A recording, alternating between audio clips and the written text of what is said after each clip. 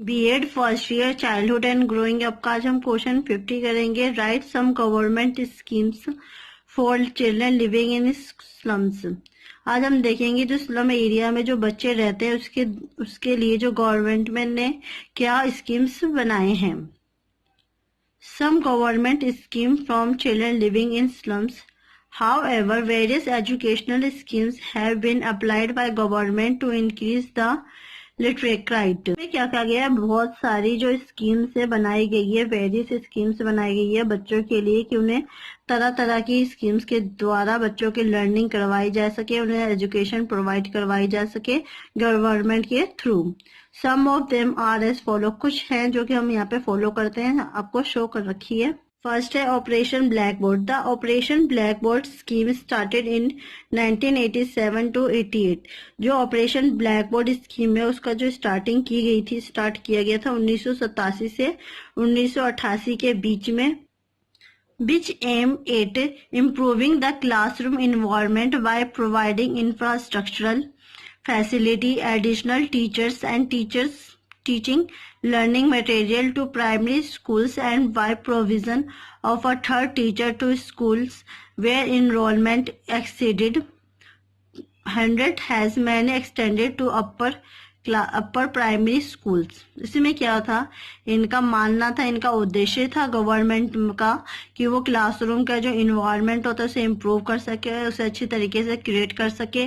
वहाँ का जो इंफ्रास्ट्रक्चर था, वहाँ की जो फैसिलिटीज थी उसमें थोड़ी कुछ इम्प्रूवमेंट ला के और जो कमियां थी उसे पूरी करना, टीचर्सों को भी एडिशन करना मतलब एक्स्ट्रा टीचर्स रखना, और बच्चों के लिए टीचिंग लर्निंग मटेरियल प्रोवाइड करना, जिससे जो प्राइमरी स्कूल्स में जो बच्चे हैं उन्हें टीचिंग लर्निंग एक्टिविटीज के थ्रू उन्हें लर्निंग प्रोवाइड करवाना, और एक्स्ट्रा में एक टीचर्स रखना जो बच्चों के ऊपर ध्यान दे कि बच्चों की ज्यादा से ज्यादा एडमिशन हो सके, उनका एनरोलमेंट बनाया जा सके, और प्राइमरी क्लास में वो 100 से ज्यादा बच्चों को एडमिशन करवा सके और उन्हें बच्चों को जागरूक कर सके कि वो ज्यादा से ज्यादा पढ़ने के लिए एडमिशन करा सके।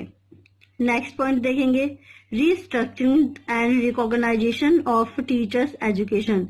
रीस्ट्रक्चर करना, दोबारा से रीऑर्गेनाइजेशन दोबारा से करना टीचर्स के लिए कि वो बच्चों को एजुकेशन प्रोवाइड करने के लिए तरह तरह की चीजों को अपनाएं और बच्चों को पढ़ाएं। The scheme of restructuring and reorganization of teacher education started in 1987। इसमें क्या था, जो स्कीम बच्चों के लिए बनाई गई थी रीस्ट्रक्चर की और रीऑर्गेनाइजेशन की, इसमें जो टीचर्स होती थी बच्चों को इस तरीके से एजुकेशन प्रोवाइड करवाती थी जिससे कि जो उनका पहले का जो स्ट्रक्चर था या ऑर्गेनाइजेशन था उसे दोबारा से रीड आउट किया और इसमें थोड़ी बहुत चेंजेस करके दोबारा से ये स्कीम बनाए गए, स्ट्रक्चर बनाए गए, और ये बनाया गया था 1987 में।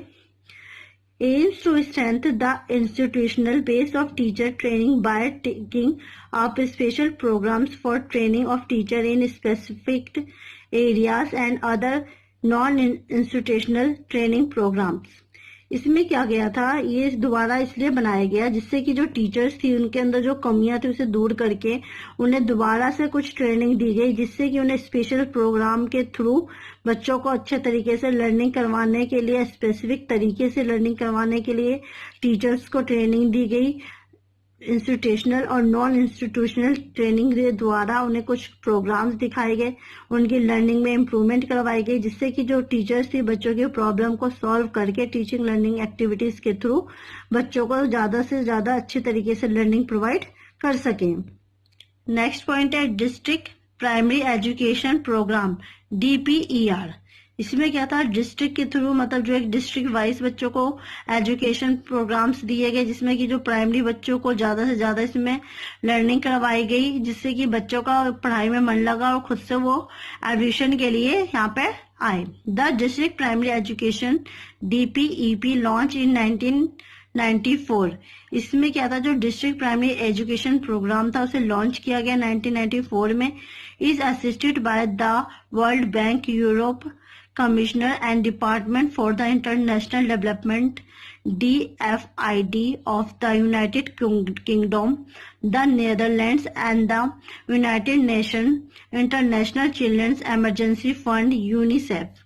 इसमें क्या था, जो हमारा डिस्ट्रिक्ट प्राइमरी एजुकेशन प्रोग्राम था वो 1994 में लॉन्च हुआ, जिसे बनाने के लिए जो असिस्ट किया गया था सबसे पहले वर्ल्ड बैंक ने किया, यूरोपियन के कमिश्नर ने किया, वहाँ के डिपार्टमेंट ने किया, और जो इंटरनेशनल डेवलपमेंट किया गया। और ये कहाँ था, यूनाइटेड किंगडम में, नीदरलैंड में, और United nation international children emergency fund के थ्रू जो डिस्ट्रिक्ट प्राइमरी एजुकेशन प्रोग्राम को लॉन्च किया गया। शिक्षा कर्मी प्रोजेक्ट एंड लोक जम्बीस प्रोजेक्ट इन राजस्थान, ये हमारा नेक्स्ट पॉइंट है। इसमें क्या किया गया कि बच्चों के लिए शिक्षा कर्मी प्रोजेक्ट बनाए गए और लोक जम्बीस प्रोजेक्ट बनाए गए राजस्थान में, जिससे कि बच्चों को ज्यादा से ज्यादा प्रोत्साहन दिया गया कि वो भी उसमें आके एडमिशन ले बच्चे स्कूल्स में। Two externally added projects for basic education are the शिक्षा कर्मी and लोक जम्बीस प्रोजेक्ट्स इन राजस्थान। दो बाहरी तरीके से प्रोजेक्ट बनाए गए जिससे कि जो बच्चों की एजुकेशन के ऊपर ज्यादा से ज्यादा ध्यान दिया जाए, जो कि था फर्स्ट था शिक्षा कर्मी प्रोजेक्ट, दूसरा था लोक जम्बीस प्रोजेक्ट जो कि राजस्थान में बनाए गए। Both are innovative projects aimed at the universalization of elementary education together within a qualitative improvement in remote and socially backward villages with a primary focus on gender। इस दो बनाए गए थे जो प्रोजेक्ट, इसका उद्देश्य यही था इन प्रोजेक्टों का कि वो संसार में यूनिवर्स के अंदर जो भी बच्चे जो एलिमेंट्री एजुकेशन प्राप्त करना चाहते हैं उन्हें ज्यादा से ज्यादा बच्चों को एलिमेंट्री एजुकेशन प्रोवाइड की जा सके, जिससे कि जो बच्चों की लर्निंग थी उसको इम्प्रूव किया जा सके, उनकी क्वालिटी को इम्प्रूव किया जा सके, और जो समाज में बैकवर्ड क्लासेस में, बैकवर्ड एरिया में जो लोग रहते हैं, बैकवर्ड विलेजेस में रहते हैं, उनके ऊपर ज्यादा से ज्यादा फोकस किया जाए कि वो प्राइमरी स्कूल में आकर अपने बच्चों का एडमिशन कराए और वो अपने बच्चों की लर्निंग और स्कूल जाने के ऊपर ध्यान दे सके। नेक्स्ट पॉइंट है महिला समाख्या। इसमें क्या, it was started in 1989 in 5 states. जो महिला समाख्या है वो 1989 में 5 स्टेट में स्टार्ट किया गया।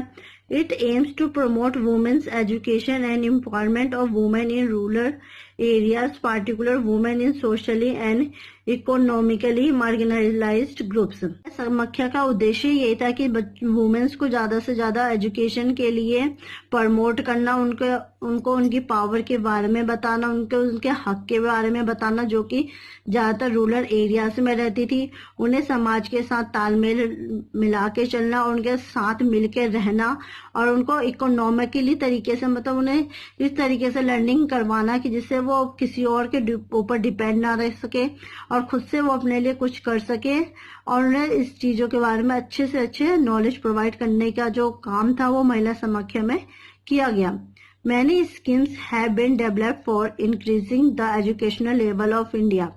इस तरह के बहुत सारे स्कीम्स बनाई गई जिसमें जो महिलाएं थी, औरतें थी, उन्हें प्रोत्साहित किया गया, उन्हें प्रमोट किया गया उनके एजुकेशन और उनकी पावर को जानने के लिए, जिससे कि जो ज्यादा से ज्यादा जो भारत में औरतें थी वो अपने एजुकेशन लेवल को आगे बढ़ा सके और खुद को डेवलप कर सके कि वो भी एजुकेशन प्रोवाइड करने का अपना हक समझे और अपने राइट्स को जान सके। नेक्स्ट पॉइंट है non formal education, NFE and EGS and AIE।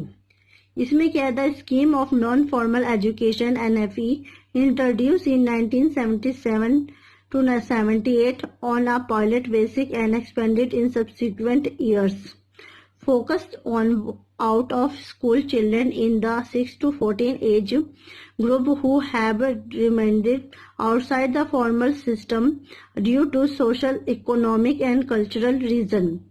जो ये स्कीम थी नॉन फॉर्मल एजुकेशन जिसकी लॉन्च किया गया था 1977 से 78 के बीच में, और इसका काम क्या था, ये बेसिक तरीके से लोगों को उनके हक के बारे में था, उन्हें एक्सप्लेन करवाना था कि उस चीजों को अच्छे से जान सके, और ज्यादा से ज्यादा जो बच्चों को फोकस करवाना था कि बच्चों को स्कूल में एडमिशन करवाया जाए। 6 से 14 वर्ष के बच्चों को स्कूल के अंदर फॉर्मल तरीके से बच्चों का एडमिशन हो, चाहे उनके पास इकोनॉमिक कोई या फिर कल्चरल रीजन कोई भी हो, परंतु 6 से 14 साल के बच्चों को मतलब फ्री और कंपल्सरी एजुकेशन प्रोवाइड की जाए। The scheme was initially limited to 10 educationally backward state covering urban slums, hilly, tribal and desert areas. इसमें क्या कहा गया था, ये जो स्कीम्स थी इनिशियली लिमिटेड थी और ये 10 एजुकेशनली बैकवर्ड स्टेट के लिए थी, जो कि कवर करता था अर्बन स्लम्स को, हिली एरियाज को, ट्राइबल को, और जो डेजर्ट एरिया था इन सब चीज को जो कवर करते थे वहां के लोगों को इन्हें फ्री में एजुकेशन प्रोवाइड करवानी थी। The scheme has many lacunae lack of enthusiasm of teachers, poor quality of training, ambiguity in curriculum and textbooks, lack of community participation, weak management system, insufficient outlay, a lack of emphasis on mainstreaming, etc.